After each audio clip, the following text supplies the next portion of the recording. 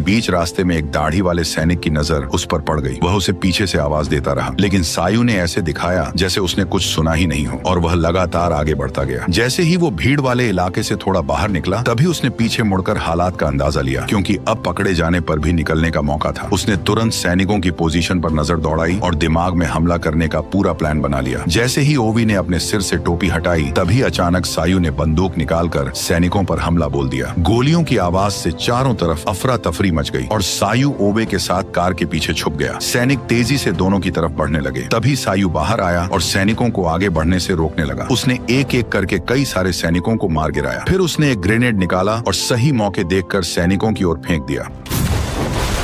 धमाके का फायदा उठाकर वह तेजी से वापस ओवे के पास पहुंच गया। उधर पुल पर हुए धमाके ने तुरंत कर्नल और बाकी अफसरों का ध्यान खींच लिया। उन्होंने बिना देर किए भारी हथियारों से लैस स्पेशल फोर्स को हेलीकॉप्टर से वहां भेज दिया। यह देखकर सायु ने तुरंत ओवे को गाड़ी के अंदर छुपने को कहा और खुद हेलीकॉप्टर पर अंधाधुंध फायरिंग करने लगा। लेकिन सामने से हो रही तेज गोलाबारी के सामने वह ज्यादा देर तक टिक नहीं पाया। वो सिर्फ छिप छिप कर अपनी जान बचाने की कोशिश करता रहा। एक साथ 5 सैनिक 5 बंदूकों के साथ उस पर हमला कर रहे थे, लेकिन जैसे तैसे जान बचाकर सायु एक ट्रक के पीछे छुप गया। कुछ ही देर में हेलीकॉप्टर से स्पेशल फोर्स के जवान सायु के सामने उतर आए और उसे चारों तरफ से घेर लिया। अब हालात यह थे कि सामने स्पेशल फोर्स और पीछे सैनिक थे, जिससे सायु पूरी तरह फंस चुका था। उसने तुरंत टाइलर को मदद के लिए बुलाया, लेकिन टाइलर अभी भी सैनिकों के बीच में फंसा हुआ था। तभी अचानक उसके सामने एक हथियारों से लेस गाड़ी आकर रुक गई। उसमें बैठे सैनिकों ने मशीन गन से टाइलर पर बिना रुके गोलियां चला दी। खुद को बचाने के लिए वह तुरंत पास की सब्जी मंडी में छिप गया। जल्द ही सैनिक गाड़ी से नीचे